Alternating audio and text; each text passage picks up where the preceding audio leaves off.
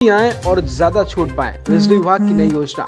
उत्तर प्रदेश की योगी सरकार ने बिजली उपभोक्ताओं के लिए इस दिवाली एक बड़ा तोहफा दिया है। बकायेदार बिजली उपभोक्ताओं को राहत प्रदान करने के लिए योगी सरकार ने ओटीएस योजना लागू कर दी।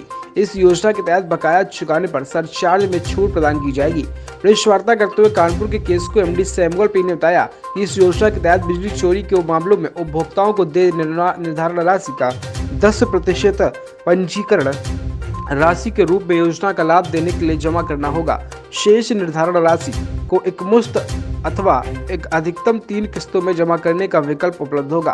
बकायादारी पर स्थायी रूप से काटे जा चुके कनेक्शन के मामलों के साथ ही विवादित एवं न्यायालयों में लंबित प्रकरणों में भी ओटीएस योजना का लाभ उठाया जा सकेगा।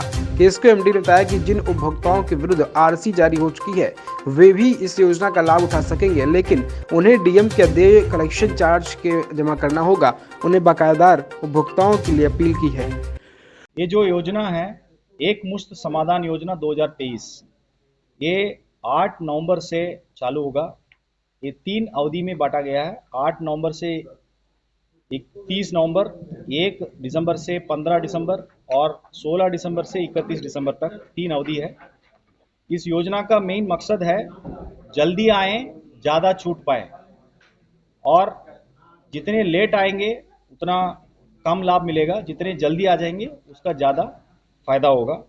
इस योजना के अंतर्गत जो निजी नलकूप का उपभोक्ता है उनके लिए अधिभार की गणना 31 मार्च तक एक डेडलाइन दिया गया है। बाकी अन्य सभी उपभोक्ताओं के लिए 31 अक्टूबर 2023 तक की जो बकाया है उसके संबंध में योजना है। पहले उनको uppcl.org वेबसाइट पे पंजीकरण करना होगा। पंजीकरण के समय 30% पंजीकरण राशि उनका जो टोटल ड्यू है उसमें पे करना होगा।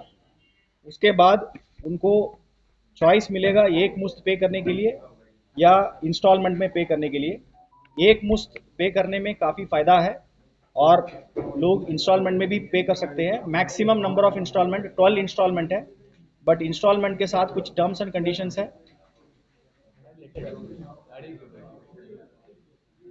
इंस्टॉलमेंट के साथ कुछ टर्म्स एंड कंडीशंस है।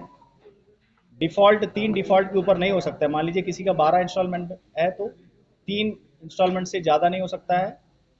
3 डिफ़ॉल्ट के ऊपर नहीं हो सकता है, उसको थोड़ा सा ध्यान रखना पड़ेगा। इसका विशेष योजना में चोरी के प्रकरण को भी शामिल किया गया है, उनको क्या लाभ है? नहीं, चोरी का जो भी मुकदमा दायर है उनको भी इस योजना में कवर किया गया है। उनको 10% रजिस्ट्रेशन फीस कराना होगा और उसके बाद एक मुश्त पे करने पर उनको फर्स्ट अवधि 8 नवंबर से 30 नवंबर तक 25% का इनका छूट मिलेगा। छूट नहीं है, 25% का जो राजस्व निर्धारण है उनको उतना ही पेमेंट करना होगा। और 1 दिसंबर से 15 दिसंबर के अवधि में जो दूसरा अवधि है उसमें उनका राजस्व निर्धारण राशि का 30% उनको पे करना पड़ेगा। और 16 दिसंबर से 31 दिसंबर का जो अवधि है, तीसरा अवधि है, उसमें राजस्व निर्धारण राशि का 40% उनका पे करना पड़ेगा। इसमें 3 किस्त का विकल्प भी लोग चूज कर सकते हैं। 3 किस्त लेने पर प्रथम अवधि में 30% का उनको राजस्व निर्धारण का अमाउंट पे करना पड़ेगा और सेकंड अवधि में पे करने पर 35% और तीसरे अवधि में पे करने पर 45%, यही है।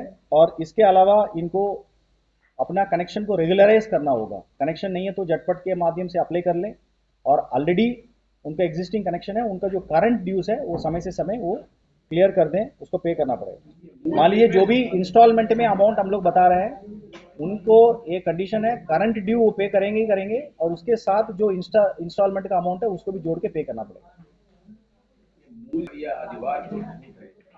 अधिभार का छूट है, सरचार्ज जो होता है, सरचार्ज में छूट की बात हो रही है, प्रिंसिपल अमाउंट तो रहेगा। चोरी में राजस्व निर्धारण का परसेंटेज है 25%, 30%, 35%।